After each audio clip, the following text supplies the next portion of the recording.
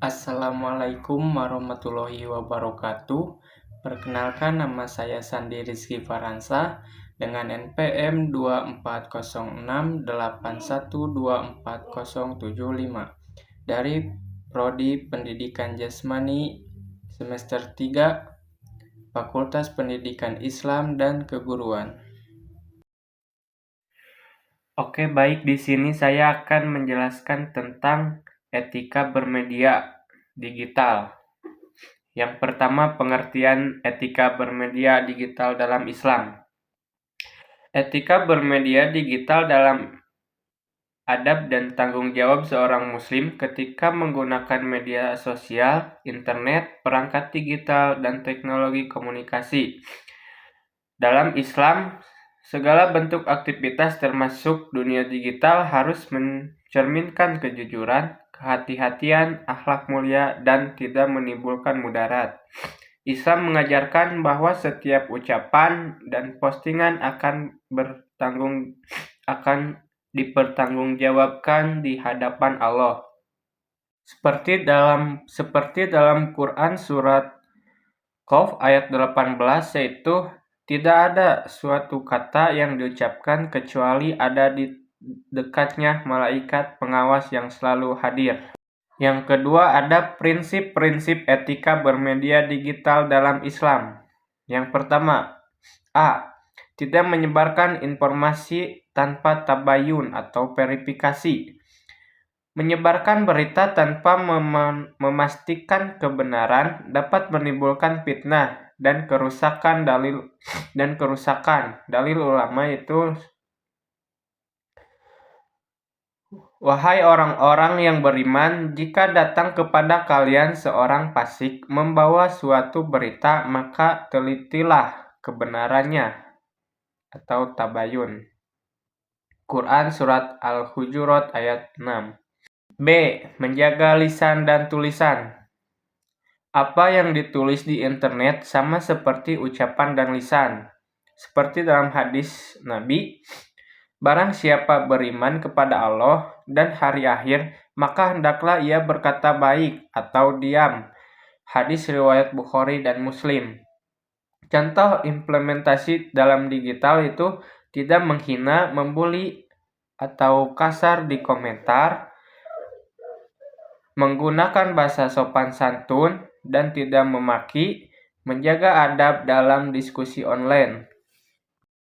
C. Menghindari gibah, fitnah, dan ujaran kebencian.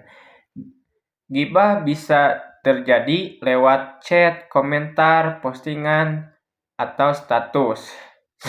Seperti dalam Quran surat Al-Hujurat, jangan sebagian kalian mengunjing sebagian yang lain. Implementasi dalam digital. Tidak menyebarkan aib orang, tidak membuat konten hinaan, body shaming, atau gosip artis. D. Menjaga privasi dan data diri. Islam mengajarkan kita untuk menghormati privasi orang lain. Seperti dalam Quran surat An-Nur ayat 27, wahai orang-orang yang beriman, janganlah kalian memasuki rumah yang bukan rumahmu sebelum meminta izin. Ayat ini menjadi dasar pentingnya izin dan privasi yang relevan untuk tidak menyebarkan foto atau video orang lain tanpa izin, tidak mengakses data pribadi orang, tidak mengintip atau stalking berlebihan. E. Menghindari konten yang haram atau merusak akhlak. Islam melarang segala hal yang merusak hati dan pikiran, seperti dalam Quran surat Al-Isra, yaitu, dan janganlah kamu mengikuti sesuatu yang tidak kamu ketahui, karena pendengaran, penglihatan, dan hati semua akan dimintai pertanggungjawaban. Contoh implementasi dalam internetnya. Yang pertama, menghindari konten pornografi, kekerasan, atau hiburan merusak.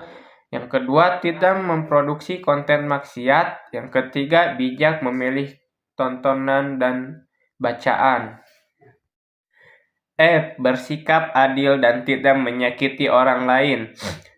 Tidak membuat postingan yang menzalimi atau menyudutkan seseorang. Dalilnya itu Quran Surat Al-Hujurat ayat 9, dan berlaku adillah, sesungguhnya Allah mencintai orang-orang yang berlaku adil. Selanjutnya, G. Menebarkan kebaikan dan konten yang bermanfaat. Media digital adalah ladang amal, seperti dalam Quran Surat Al-Madinah, dan tolong menolonglah dalam kebajikan dan takwa.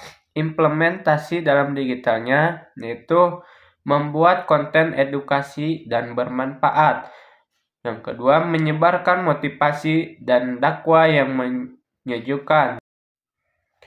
Yang keempat, ada kesimpulan. Etika bermedia digital dalam Islam berlandaskan kejujuran, kehati-hatian, menjaga lisan dan tulisan, menghormati privasi, dan menyebarkan kebaikan. Al-Quran dan hadis memberikan pedoman kuat agar setiap muslim tidak merugikan diri sendiri maupun orang lain ketika berinteraksi di dunia digital. Dengan memegang nilai-nilai tersebut, media sosial dapat menjadi ladang pahala, bukan sumber dosa. Sekian dari saya. Mohon maaf bila ada kesalahan. Wassalamualaikum warahmatullahi wabarakatuh.